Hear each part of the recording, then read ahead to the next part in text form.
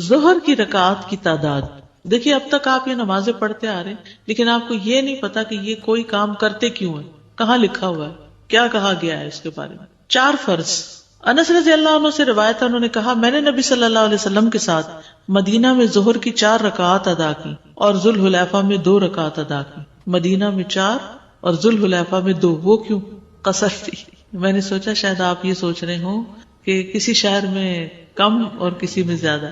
فرض سے پہلے 4 سنتیں. حضرت عائشہ سے روایت ہے نبی صلی اللہ علیہ وسلم ظہر سے پہلے 4 سنتیں اور نماز فجر سے پہلے 2 سنتیں کبھی نہیں چھوڑتے تھے. زوال کے بعد یہ رکعات پڑھنے کی اہمیت, یعنی فوراً بعد. عبداللہ بن صائب رضی اللہ عنہ سے مروی ہے کہ نبی صلی اللہ علیہ وسلم زوال کے بعد ظہر کی نماز سے پہلے 4 رکعتیں پڑھتے تھے اور فرماتے تھے کہ اس وقت آسمان کے دروازے کھول دیے جاتے ہیں, اس لیے میں چاہتا ہوں کہ اس وقت کوئی نیک عمل آگے بھیجوں. تو نماز سے زیادہ کیا نیک عمل ہو سکتا ہے؟ پھر آسمان کے دروازے کھلتے ہیں اس وقت, دعائیں قبول ہوتی ہیں اس وقت. سحری میں نماز پڑھنے کے برابر عمل ہے. جو شخص رات کو نہ جاگ سکتا ہو تو وہ دن کے نوافل پڑھ لے. ابو صالح مرفوعاً اور مرسلاً دونوں طرح بیان کرتے ہیں کہ رسول اللہ صلی اللہ علیہ وسلم نے فرمایا نماز ظہر سے قبل 4 سنتیں سحری کے وقت کی نماز کے برابر ہو جاتی ہیں. یعنی ظہر سے پہلے کی 4 سنتیں آپ یوں سمجھیں کہ تہجد ہیں آپ کی, اتنا اجر ہے ان کو پڑھنے کا. اگر ہم رات کو نہیں پڑھ سکتے تو دن کو تو پڑھنے کا اہتمام کریں نا. جنت میں محل بننا. نبی صلی اللہ علیہ وسلم نے فرمایا جس نے نماز چاشت کی 4 رکعات اور ظہر سے پہلے 4 رکعات پڑھی اس کے لیے جنت میں گھر بنایا جائے گا. چاشت کی 4 اور ظہر سے پہلے 4. پھر ہے فرض کے بعد 4 رکعات پڑھنے کا جواز اور اس کی فضیلت. یعنی ظہر کی سنتیں ہو گئی فرضوں سے پہلے, پھر فرض پڑھے, فرض کے بعد کیا پڑھیں گے؟ 4 اور رکعتیں. نبی صلی اللہ علیہ وسلم نے فرمایا جس نے نماز چاشت کی 4 رکعات اور ظہر سے پہلے 4 رکعات پڑھی اس کے لیے جنت میں گھر بنایا جائے گا. ام حبیبہ کہتی ہیں کہ رسول اللہ صلی اللہ علیہ وسلم نے فرمایا جو شخص ظہر سے پہلے 4 رکعات اور اس کے بعد کی 4 رکعات کی پابندی کرے گا وہ آگ پر حرام کر دیا جائے گا. ظہر کے بعد کیا پڑھتے ہیں عام طور پر لوگ؟ 2 سنتیں مؤکدہ پڑھتے ہیں اور 2 نفل پڑھتے ہیں. بیسیکلی نفل یا سنت ایک ہی چیز ہے. اس حدیث میں ظہر سے پہلے بھی 4 رکعات کا ذکر ہے اور اس کے بعد بھی. ٹھیک ہے, اور بچپن سے یہ پڑھتے آ رہے ہیں نا 12 رکعتیں ظہر کی. ٹھیک ہے نا. لیکن اگر کوئی آخری 2 رکعتیں نہیں بھی پڑھتا اور صرف 12 بنانے کے لیے ظہر کی 6 رکعتیں صرف سنت پڑھتا ہے تو بھی کافی ہے. اور اس میں کوئی شک و شبہ نہیں کہ 4 رکعت 2 رکعت سے زیادہ کامل ہے. یعنی اگرچہ اجازت ہے 2 پڑھنے کی بھی لیکن 4 بہتر ہے. اگر انسان ظہر کے بعد 4 رکعت ادا کرے تو یہ زیادہ افضل ہے. ظہر کے بعد اگر وہ ظہر کے بعد کی 2 رکعت اور ظہر سے پہلے کی 4 رکعت کی حفاظت کرے تو اس طرح وہ سنت مؤکدہ کو ادا کرنے والا ہوگا. یہ وہ رکعت ہیں کہ جو ان کی ہمیشہ حفاظت کرے گا اس کے لیے جنت میں گھر بنایا جائے گا. اسی میں یہ بھی ہے کہ جو آدمی ظہر سے پہلے 4 رکعت اور بعد میں 4 رکعت پر دوام کرے گا اس پر آگ حرام کر دی جائے گی. بس یہ حدیث ظہر سے پہلے کی 4 رکعت اور اس کے بعد کی 4 رکعت پر فضیلت کرتی ہے. کون سی حدیث ہے؟ جو ان کی حفاظت کرے گا اس کے لیے جنت میں گھر بنا دیا جائے گا. فرض سے پہلے اور بعد میں 2 رکعت پڑھنے کا جواز بھی ہے. 4 کی بجائے 2 بھی پڑھ سکتے ہیں, 2 پہلے 2 بعد میں. ایک صورت کیا ہے 4 پہلے 4 بعد میں. کس کے بعد میں؟ ظہر کے فرض کے بعد میں. اور ایک کیا ہے 2 پہلے 2 بعد میں. عبداللہ بن عمر رضی اللہ عنہما سے روایت ہے انہوں نے کہا میں نے رسول اللہ صلی اللہ علیہ وسلم کے ساتھ ظہر سے پہلے 2 رکعتیں ظہر کے بعد 2 رکعتیں ادا کی ہیں. سنتوں کو 2 کر کے پڑھنا. ابن عمر رضی اللہ عنہما سے روایت ہے کہ نبی صلی اللہ علیہ وسلم نے فرمایا رات اور دن کی نماز 2 رکعت ہے. سنتوں میں لمبا قیام کرنا. آپ ظہر کی نماز سے پہلے 4 رکعتیں پڑھتے تھے, ان میں لمبا قیام کرتے اور اچھے انداز میں رکوع سجدے کرتے تھے. اب ظہر کی سنتیں ہو گئی. کیا صورتیں ہیں اس کی 2؟ اس کا فائدہ بتا دیجیے. جو 4 پہلے اور 4 بعد میں پڑھتا ہے آگ حرام اس پر, اور جو شخص 4 پہلے پڑھتا ہے 2 بعد میں پڑھتا ہے along with other فجر اور مغرب عشاء کی سنتوں کے ساتھ ٹوٹل 12 کر کے اس کی جنت واجب. ایک جنت کو واجب کر رہی ہے چیز اور ایک آگ سے بچا رہی. 4 پڑھ رہے ہیں لیکن اچانک امام نے مطلب اعلان کر دیا اور قیام ہو گیا تو ہم وہاں پہ تشہد میں پہلے والے میں ہیں تو ہم سلام پھیر دیجیے تو ہماری 2 کاؤنٹ ہو گئی. 2 کاؤنٹ ہو. اگر تو آپ سمجھتے ہیں نا کہ تراویح لمبی پڑھائیں گے تو آپ وہ سنت اگر شروع کی ہوئی تو پوری کر لیں, ٹھیک ہے, کیونکہ آپ ان اینی کیس جا ملیں گے ان سے.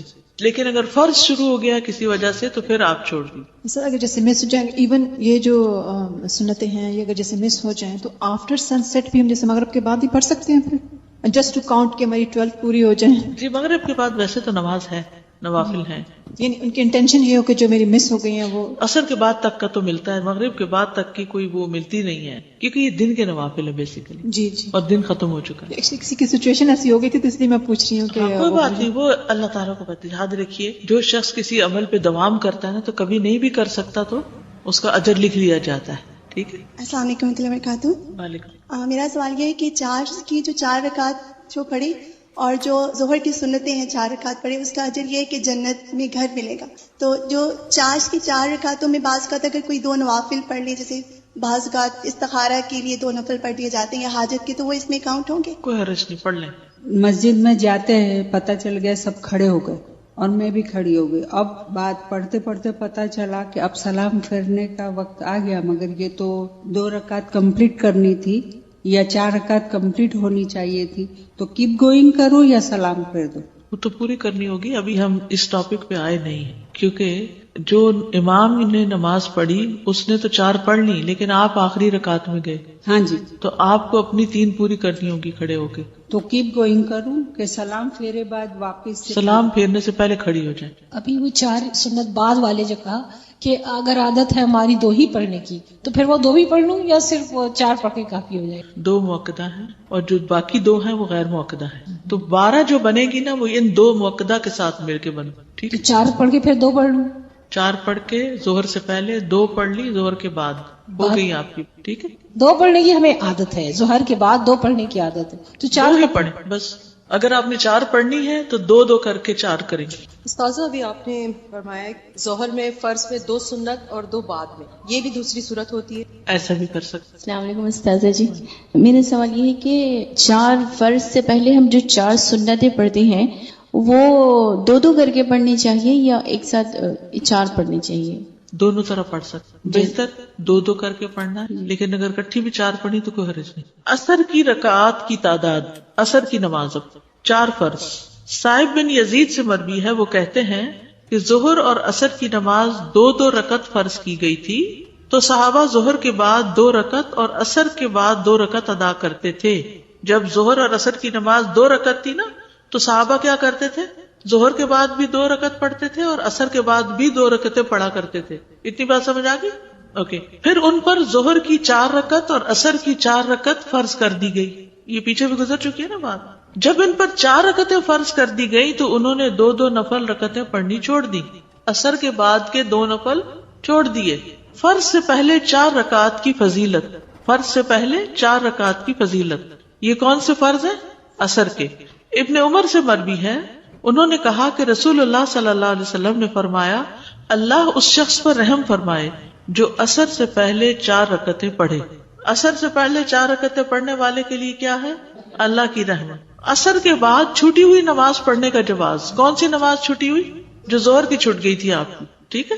یہ بڑی دلچسپ حدیث ہے. قریب مولا ابن عباس سے مروی ہے کہ عبداللہ بن عباس رضی اللہ عنہما عبد الرحمن بن اظہر اور مسور بن مخرمہ نے انہیں نبی صلی اللہ علیہ وسلم کی زوجہ حضرت عائشہ کی خدمت میں بھیجا. قریب جو ہے یہ ابن عباس کے آزاد کردہ غلام ہے. ٹھیک ہے. تو عبداللہ بن عباس, عبد الرحمن بن اظہر اور مسور بن مخرمہ نے 3 لوگوں نے مل کے ابن عباس کے غلام قریب کو کہاں بھیجا؟ نبی صلی اللہ علیہ وسلم کی زوجہ حضرت عائشہ کی خدمت میں بھیجا اور کہا کہ انہیں ہم سب کی طرف سے سلام کہنا. اب ادب سیکھیے.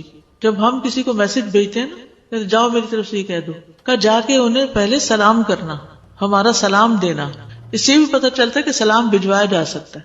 اور ان سے عصر کے بعد 2 رکعتوں کا مسئلہ پوچھنا اور کہنا کہ ہمیں معلوم ہوا ہے کہ آپ یہ رکعتیں پڑھتی ہیں, جبکہ ہمیں یہ بات پہنچی ہے کہ رسول اللہ صلی اللہ علیہ وسلم نے ان سے منع فرمایا کہ عصر کے بعد اب 2 رکعتیں نہیں ہیں, آپ کیوں پڑھتی ہیں یہ؟ چنانچہ میں, یعنی قریب کہتے ہیں, ان کی خدمت میں حاضر ہوا اور وہ سب بات پہنچائی جو انہوں نے مجھ سے کہی تھی. تو عائشہ رضی اللہ عنہا نے کہا کہ جاؤ ام سلمہ سے معلوم کرو. خود جواب نہیں دیا, کیا کہا؟ ام سلمہ سے معلوم کرو. میں ان حضرات کے پاس واپس آیا. انہوں نے بھیجا تھا کس کے پاس؟ حضرت. یہ خود سے نہیں آگے چل پڑے, واپس گئے اور ان کا جواب بتایا. تو انہوں نے مجھے ام سلمہ کی خدمت میں بھیج دیا رضی اللہ تعالی عنہ, اس بات کے ساتھ جو انہوں نے مجھے حضرت عائشہ رضی اللہ عنہا سے پوچھنے کے متعلق کہی تھی. ام سلمہ نے جواب دیا کہ میں نے اللہ کے رسول کو سنا تھا کہ آپ عصر کے بعد نماز سے منع فرماتے تھے, لیکن میں نے آپ کو 2 رکعتیں پڑھتے ہوئے پایا. ایک دن آپ عصر کی نماز پڑھا کر تشریف لائے اور میرے ہاں انصار کے قبیلہ بنی حرام کی کچھ عورتیں بیٹھی تھی. آپ نے یہ رکعتیں پڑھی تو میں نے خادمہ کو آپ کے پاس بھیجا. میں نے اس سے کہا کہ جا کر آپ کے پاس کھڑی ہو جانا اور کہنا کہ ام سلمہ پوچھتی ہیں کہ اللہ کے رسول, میں نے آپ کو سنا ہے کہ آپ ان سے منع فرماتے ہیں اور میں آپ کو دیکھتی ہوں کہ آپ انہیں پڑھ رہے ہیں. وہ خود کیوں نہیں گئی پوچھنے؟ کیونکہ ان کے پاس خواتین بیٹھی تھی. ڈیلیگیٹ کر دیا انہوں نے کہا. یعنی اگر آپ کے پاس مہمان بیٹھے ہوں تو آپ کسی بچے کو یا کسی اور کو کوئی کام دے کے بھیج دیں, نہ کہ ہر چیز پہ خود ہی اٹھ جائیں. یہ بھی ایک ادب ہے. بعض لوگ تو اپنے بچے پکڑا کے خود نکل جاتے ہیں. اگر آپ اپنے ہاتھ سے اشارہ فرما دیں تو ان سے ذرا دور ہو جانا. خادمہ کو یہ بھی سمجھایا کہ اگر آپ منع کریں تو دور ہو جانا. چنانچہ خادمہ نے ایسے ہی کیا, یعنی وہ جا کے کھڑی ہوئی, پوچھا, آپ نے اپنے ہاتھ سے اشارہ کیا تو پیچھے ہٹ گئی. جب آپ صلی اللہ علیہ وسلم فارغ ہوئے تو فرمایا, اے بنت ابی امیہ, یہ حضرت سلمہ کے والد کا نام ہے ابو امیہ, تم نے عصر کے بعد کی ان 2 رکعتوں کے متعلق پوچھا ہے تو بات یہ ہے کہ میرے پاس قبیلہ عبد القیس کے کچھ لوگ اپنی قوم کا اسلام لے کر آئے, یعنی مسلمان ہو کر آئے, اور انہوں نے مجھے ظہر کے بعد کی 2 رکعتوں سے مشغول کر دیا. انہوں نے مجھے ظہر کے بعد کی رکعتوں سے مشغول کر دیا. تو یہ 2 رکعتیں وہ ہیں. ادب سے زندگی, محنت سے زندگی خوبصورت ہو جاتی, تعلقات اچھے ہو جاتے. ہر کوئی اپنی حد میں, کسی کی نماز میں خلل نہیں ڈال رہا اور کسی کے دائرے میں داخل نہیں ہو رہا, اور اپنے پاس سے جواب نہیں دیا. اور حضرت ام سلمہ نے پوری وضاحت کی کہ کیا ہوا, وہ 2 رکعتیں کیوں پڑھی تھی. اب حضرت عائشہ نے جواب نہیں دیا تو اس سے بھی یہ پتا چلتا ہے کہ ہو سکتا ہے وہ بھی اپنی کوئی قضا سنت پڑھ رہی ہوں. اس میں آپ دیکھیے عبادات ہوں یا احکامات ہوں یا بتانے کا انداز, اس میں ویرائٹی بڑی ہے, مونوٹنس نہیں ہے آپ صلی اللہ علیہ وسلم کا انداز. یعنی آپ کبھی ایک نام سے پکارتے ہیں, کبھی دوسرے نام سے پکارتے ہیں, کبھی ایک دعا پڑھتے ہیں, کبھی دوسری دعا پڑھتے ہیں. تو اس سے انسان غفلت کا شکار نہیں ہوتا. انسان کی جو فضیلت ہے نا وہ اس کی عقل کے استعمال پر ہے. جہاں عقل کی کمی ہوئی وہاں اس کا مقام گرا. اور یہ ادب آداب جو ہیں ان کا لحاظ رکھنا عقل مند ہونے کی نشانی ہے. بے ادب بے نصیب. اور حضرت عائشہ کو اس بات کا پتا ہوگا, یہ ڈسکس ہوئی ہوگی کہ حضرت ام سلمہ اس وقت زیادہ بہتر پوزیشن میں ہے کہ بات پوری سمجھا دے. اور ویسے بھی ام سلمہ رضی اللہ عنہا بھی بڑی فقیہہ خاتون. امام ابن القیم نے لکھا کہ اگر ان کے فتاوی کو اکٹھا کیا جائے تو کتاب بن جائے. بعض اوقات خادموں کا یہی کام ہوتا ہے نا کہ وہ بے سمجھ ہوتے ہیں اور ایک بات جو مالک نے کہی وہ بے وجہ دہرائے چلے جاتے ہیں, تو وہ بھی ادب ساتھ سکھا کے بھیجا. اس سے تربیت کا پتہ چلتا ہے. سنن نبی داؤد 1275 ہے حدیث کا نمبر. استاذہ, یہ جو بچے یونیورسٹی جاتے ہیں تو ان کا یہ بڑا اسپیشل وے ہے کہ وہ کہتے ہیں جو ٹیچر ایک دم ایک یہ مونوٹنس وے میں پڑھا رہے ہوتے ہیں تو وہ سب سے بورنگ کلاس ہوتی ہے, اور وہ اپنا پورا جو ریسٹ ہوتا ہے وہ اس کلاس میں تھے. تو سبحان اللہ, جو آپ کا یہ ورڈ آپ نے بولا تو مجھے وہ بات یاد کہ کیوں اس طرح ہر چیز میں ویرائٹی ہے کہ غفلت سے وہ نکلو, ہر چیز کو شعور کے ساتھ. بالکل. عربوں کے ہاں تو مہینے کی ہر رات کا نام الگ ہے, چاند کا, یعنی بہت ویرائٹی. ایک ایک جانور کے, شیر کے کئی نام ہیں, شراب کے کئی نام ہیں. تھوڑی سی پوزیشن سچویشن بدلی, نام بدل گیا. اس سے پتہ چلتا ہے کہ کمیونیکیشن کتنی درست ہوتی ہوگی. ادب, زبان, ووکیبلری, پریسیژن, یس, نہ آگے نہ پیچھے, نہ زیادہ نہ کم. تو استاد نبی صلی اللہ علیہ وسلم نماز پڑھ رہے تھے, اس دوران انہوں نے کوشچن کیا. جی ہاں, نماز کے دوران. اصل میں حضرت ام سلمہ تو دیکھ رہی تھی کہ وہ پڑھ رہے ہیں, لیکن ہو سکتا ہے کہ جانے سے پہلے ختم ہو جائے تو پوچھ لینا.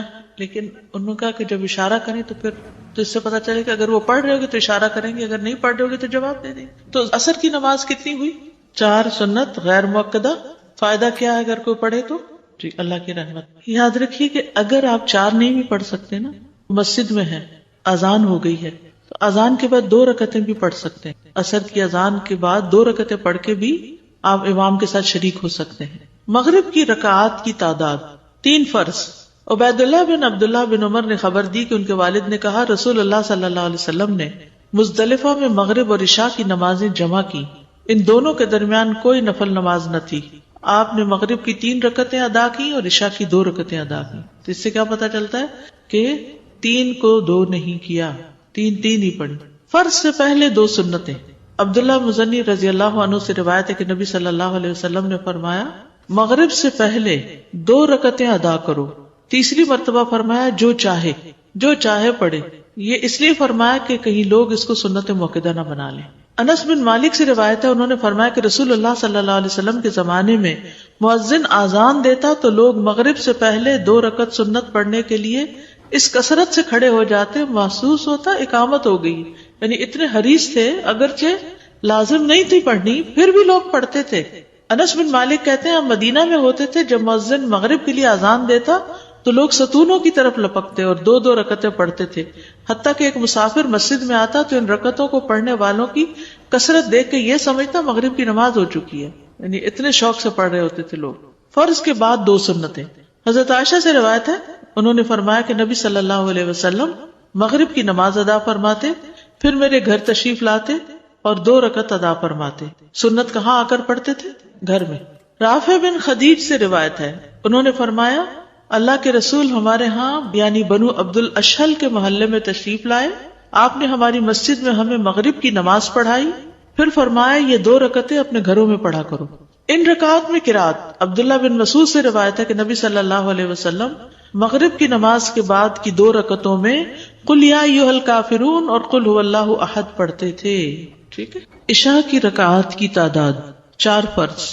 زوجہ نبی صلی اللہ علیہ وسلم عائشہ رضی اللہ تعالی عنہا سے مروی ہے، انہوں نے کہا کہ رسول اللہ صلی اللہ علیہ وسلم پر مکہ مکرمہ میں نماز کی ابتدائی فرضیت 2 رکعتوں کی صورت میں ہوئی، سوائے مغرب کے کہ اس کی 3 رکعتیں تھیں. پھر اللہ سبحانہ تعالیٰ نے حضر میں یعنی گھر پر ظہر، عصر اور عشاء کو 4 کے ساتھ پورا کر دیا. فرض کے بعد 2 رکعت. ابن عمر سے روایت ہے، انہوں نے فرمایا کہ میں نے نبی صلی اللہ علیہ وسلم کے ساتھ ظہر سے پہلے 2 رکعتیں، ظہر کے بعد 2 رکعتیں، مغرب کے بعد 2 رکعتیں، عشاء کے بعد 2 رکعتیں اور جمعہ کے بعد 2 رکعتیں پڑھی، جبکہ مغرب اور عشاء کی سنتیں آپ اپنے گھر میں پڑھتے تھے. ٹھیک ہے. ظہر سے پہلے 2 رکعتیں، ظہر کے بعد 2 رکعتیں، مغرب کے بعد 2 رکعتیں، عشاء کے بعد 2 رکعتیں، جمعہ کے بعد 2 رکعتیں، جبکہ مغرب اور عشاء کی سنتیں آپ اپنے گھر میں پڑھتے تھے. ٹھیک ہے. دیگر نوافل یعنی کیا ان 12 سنتوں کے علاوہ بھی کوئی اور نوافل ہیں یا نماز کی غیر موقدہ سنتوں کے علاوہ بھی کچھ اور رکعتیں ہیں؟ عاصم بن زمرہ السلولی سے روایت ہے، انہوں نے فرمایا کہ ہم نے علی رضی اللہ عنہ سے رسول اللہ صلی اللہ علیہ وسلم کے دن کی نفلی نماز دریافت کی کہ دن میں آپ کون سے نفل پڑھتے تھے. انہوں نے فرمایا تم ان کی طاقت نہیں رکھتے، تم اتنے نوافل نہیں پڑھ سکتے. ویسے حیرت ہوتی ہے نا کہ نبی صلی اللہ علیہ وسلم اتنی ذمہ داریوں کے ساتھ اتنے نوافل بھی پڑھ لیا کرتے تھے. اللہ ہمیں بھی توفیق دے دے.